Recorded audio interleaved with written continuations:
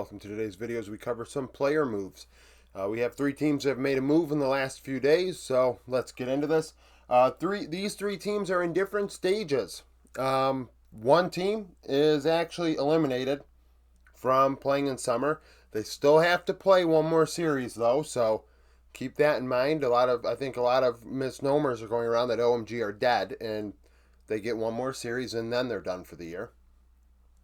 BLG, a World's favorite coming into the season, still a team you could think that might win Worlds. And NIP, a team that's kind of on that next tier where you say this team could get to regional finals, it could get to Worlds, and then when you get a seat at the table, anything can happen based on the patch, in my opinion. But so OMG first, Bishang joined the team this week. He played one series. OMG lost to RNG 2-1 and are now eliminated. The last time he played the last time he played in the LPL was summer 2023. He played 7 games with IG. 2 KDA, 62 KP, 5.2 CS per minute, 0.82 ROI. 7 champions, 7 games. I mean, the jungler was not that good then. Weird move to say the very least. Hang ends up being replaced, and I thought he was okay on OMG. I mean, I wouldn't put him as the biggest problem. I mean, they did swap out mid. They put Charlotte in instead of Lin Feng, and I don't think Charlotte deserved. I mean, not deserve. He wasn't ready. I always use the word deserved, and it's not fair to the player. He wasn't ready for this opportunity, and thus ends up getting kind of screwed. Starry Moham in the bot lane duo, I think both of them could end up finding a team in the LPL or, in Moham's case, the LCK, and his season not actually be over. Which is why it's like, oh, the season's over for OMG. Maybe the org, but not all the players. So Hang had a 2.7 KDA, 75 KP, 6.3 CS per minute, a 1.22 ROI, negative 2.2 share differential. Pretty solid numbers for a jungler on a team that sucks. 3.81 vision efficiency. He's not going to get great vision because his team is not winning lane and therefore allowing him opportunities to invade the enemy jungle. Only down 170 gold at 15 minutes, so in his own right, he kind of kept up. 11 champions, 26 games. BLG make a big move.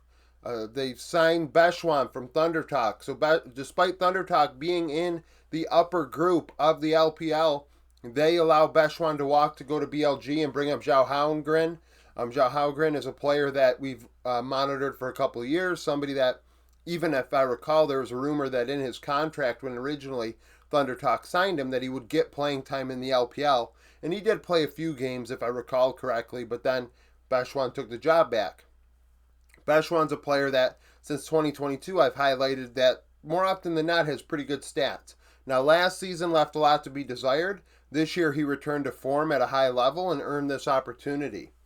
He had a 3.2 KDA, 77 KP, 6.9 CS per minute with TT. So over 3 out of every 4 kills and very high resource. Thunder Talk made sure they fought around Beshwan. And that's going to be a vibe that BLG could use. Wei obviously is a world-class jungler, one of the top 10 junglers of all time, easily. Multi-MSI champion. Maybe Worlds struggled with RNG, but still is a champion of international events. 1.32 ROI, negative 1.6 share differential, 4.48 vision efficiency, down only 16 gold at 15 minutes, 14 champions, 52 games.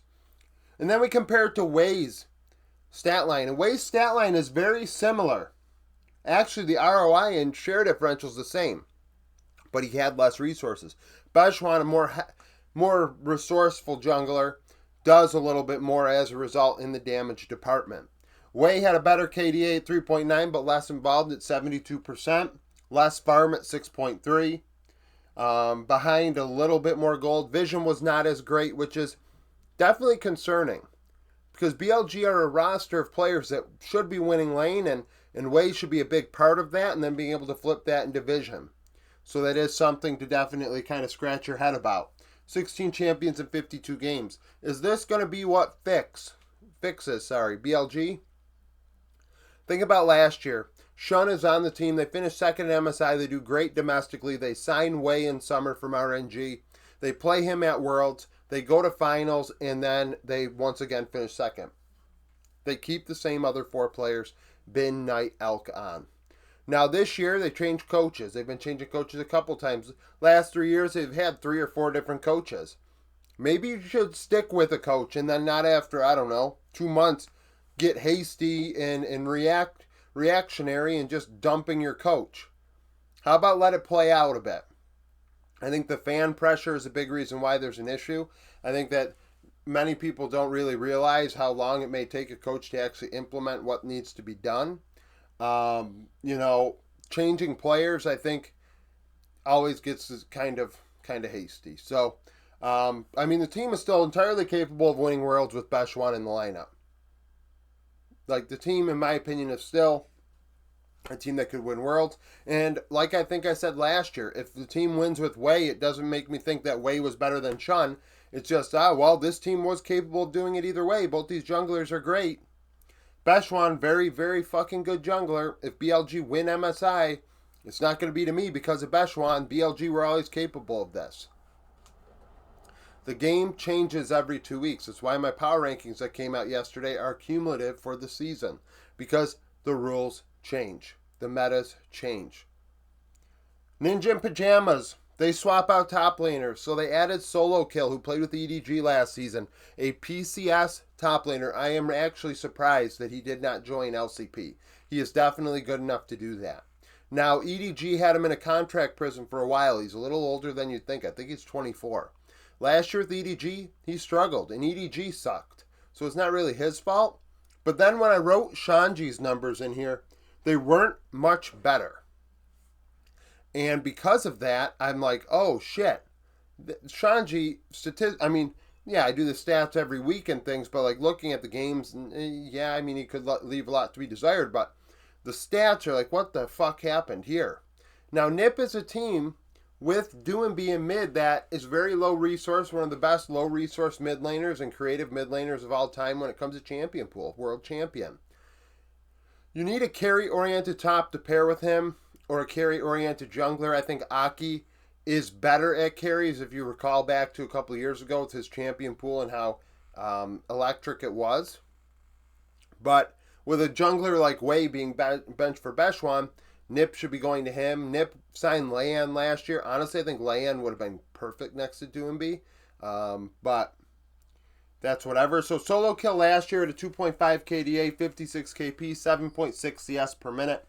1.03 ROI, -4 share differential. Very low in the damage department. Played tanks, played weak side. Did not impact the fights in terms of damage. More of a facilitator.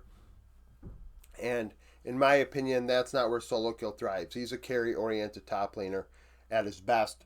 2.49 vision efficiency behind 550 gold at 15 minutes.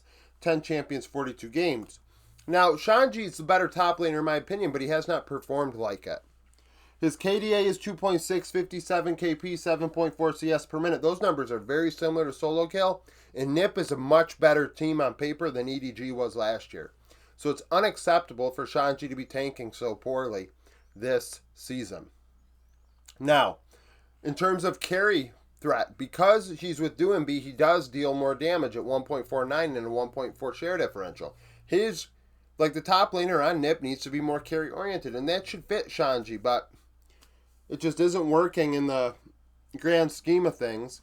2.66 vision efficiency behind 250 gold at 15 minutes, 16 champions in 47 games. I don't know if this makes the team better. Like I said, I think the jungler was where I would have went. It's tough, because Leave is upper half, PP God's upper half, Doumbé's upper half, Shanji's should be upper half. I don't know. They're really struggling. They lost to Wii today. I predicted them to beat Wii. They lost. Predictions are going rough again.